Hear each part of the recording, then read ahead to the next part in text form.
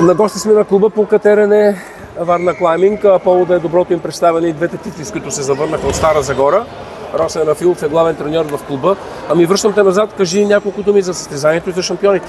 Да, събота и неделя бяхме на държавно първенство за деца от първа до четвърта група, като първа група са под 8 годишни, втора група са съответно под 10 годишни, трета под 12 и четвърта под 14 годишни. Като се връщаме с 2 златни медала, съответно във втора група при момичетата и в четвърта група при момчетата. Това програма максимум ли беше или можеш още?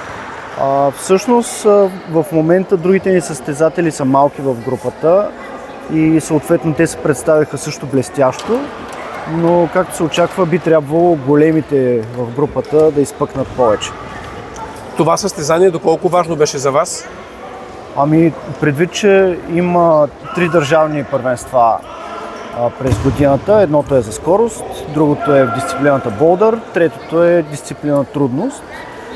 Да, те са най-важните първенства, като разбира се не говорим за международните. Сега какво? Всъщност, нека да кажеш 2 думи за самото представяне на Мишо и на Ралица. Така, през твоите очи как го видя? През моите очи Ралица абсолютно никаква конкуренция нямаше. Беше много напред пред втората и третата.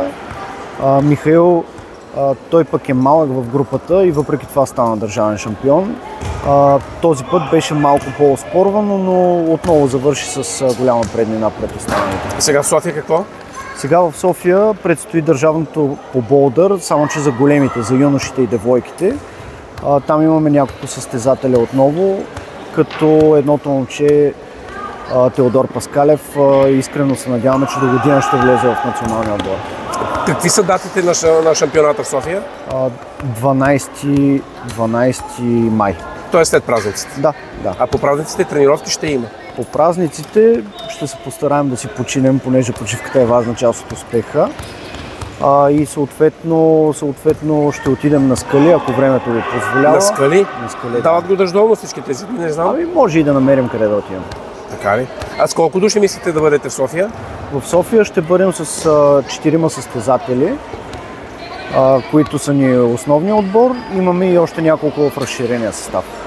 Добре, благодаря ти, Васка.